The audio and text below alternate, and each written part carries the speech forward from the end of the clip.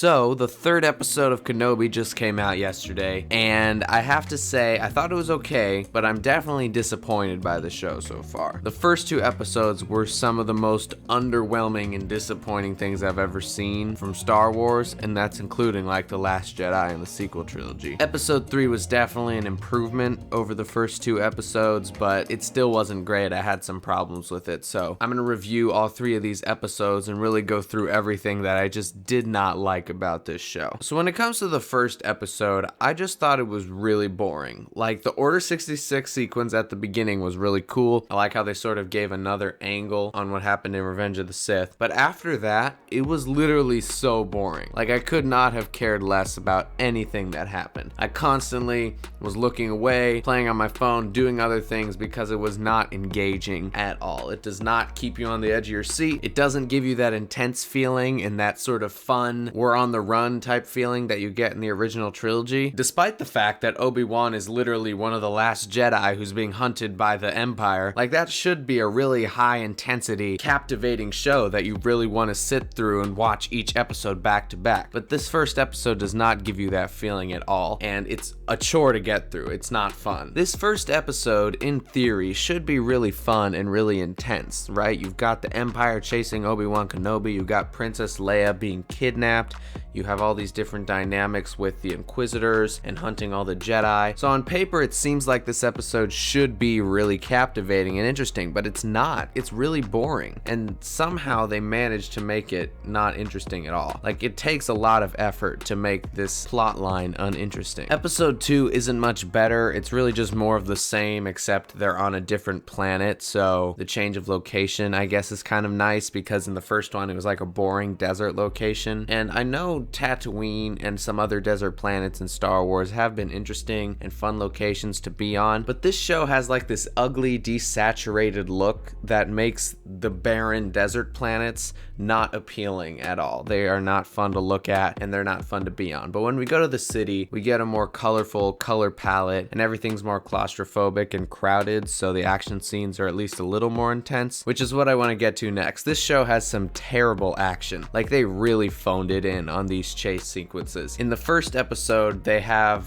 some of the guards chasing after Princess Leia, and it is one of the worst choreographed chases that I've ever seen. They have this tiny little 8-year-old girl who's trying to run away from these fully grown men, so obviously she's not going to be able to outrun them. But the show still wants to have like an intense moment, so they have the guards like tripping over trees and purposely running slowly behind her so that they can have a little chase scene before they put the bag over her head. Honestly, you would have had the same exact effect if they would have just cornered her and kidnapped her and put her on the ship right away. They didn't need this terribly choreographed chase scene that completely ruined the episode. They've also got a really bad chase scene in the second episode, which I think is even worse. Now, as a scene, it's not technically worse, but they don't have a little 8-year-old girl as the one running away. It's Obi-Wan, so they could actually do something cool here, but they still have clunky choreography. The blocking and the way they have everything set up is just so anticlimactic and not intense at all, but they still have the intense music playing over it, and they still want to give you that vibe that we should be on the edge of our seats and like, oh no, is Obi-Wan gonna die? But the scenes are so lackluster. They're all shot so horribly that it's hard to get invested in them, and it definitely takes you out of the experience of the show. So yeah, the action was pretty bad in the first two episodes. Now I want to move on to talking about the characters, and when we do that, we have to address the big elephant in the room, which of course is the character of Reva, who I think is a bad character, but of course there's a whole thing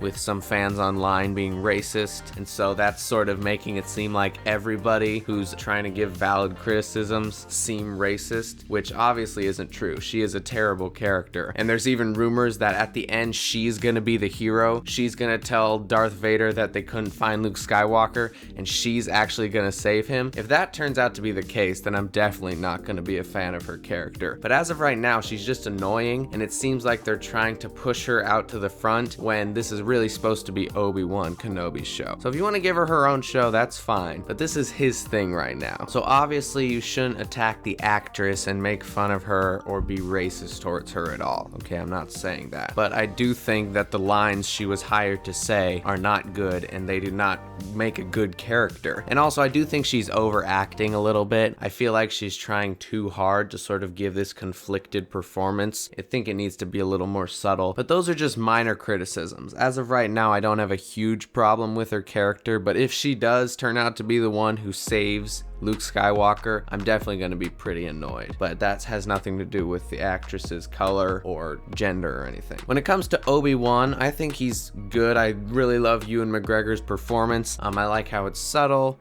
and he's really trying to be like Alec Guinness, which is cool. He's doing a good impression of him, and there's definitely some great emotional moments between him and Leia. And overall, I don't think Ewan McGregor's a problem, really. But I do think the writing could be a little different. I don't know, something about him just isn't really reminding me of the Obi-Wan from the prequels or from A New Hope. But I don't know, maybe it's just because I haven't seen those movies in a while. Maybe it's the lines or something, but as of right now, I don't really think that he's embodying the Obi-Wan that I recognize. And then when it comes to Leia, I don't really like Princess Leia in this show. First of all, it creates some continuity errors that everyone's already pointed out. Obi-Wan didn't know who Princess Leia was in the original trilogy. That's why he's so focused on trying to train Luke, because Leia is also force sensitive, as we find out later, but Obi-Wan didn't know about her. So there's already some continuity issues there. And you could say, oh, well, he forgot about Leia between Revenge of the Sith and A New Hope. But this show is now showing us that no, he actually goes on a whole adventure with her. So that creates even more of a continuity error. But when it comes to Leia, I think her performance is a little inconsistent. And not really from the actress who plays her. I think she does a fine job, especially for a kid. But I feel like sometimes she acts like she's way older than she is. Like she's very mature. And sometimes she acts like she's super immature and she's defiant of Obi-Wan even when he's clearly trying to save her. So it's like, if you're wise enough to know all these deep things about Obi-Wan's personality and you're able to read subtle character hints as we see her do in the second episode, why aren't you able to understand that if there's a bunch of guards trying to shoot you, you should go with the guy who's trying to protect you? So in that regard, she can be a little annoying,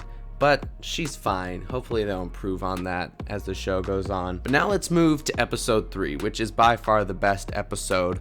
Up until about the end of it, I thought it was a pretty good episode. I like the beginning when they're on that barren desert planet and they're talking to the stormtroopers and that farmer guy, and then they take out the stormtroopers. That was an actual good action scene. And then later when they go into hiding on that planet, that was interesting. But I wasn't a huge fan of the fight scene between Darth Vader and Obi-Wan. Okay, I know Obi-Wan has sort of been suppressing his force power, and so he's not in practice the way Darth Vader is, who's clearly been training and getting better. So I understand that, but I do think they could have just done better on the lightsaber battle, because it seems like Darth Vader wasn't trying hard enough and Obi-Wan wasn't trying hard enough either. They both looked like they were just hitting it. It looked like the fight scene in A New Hope, which is not a good thing. Okay, that movie came out 40 years ago, so by now we should have some better lightsaber battles. So I wasn't a huge fan of that, but the thing that made me the most mad was the final showdown where Darth Vader lights the little patch between him and Obi-Wan on fire and then drags him through it. That was cool. I love the tie back to Revenge of the Sith there. But I hated when Darth Vader just let Obi-Wan escape. Like, he just stood there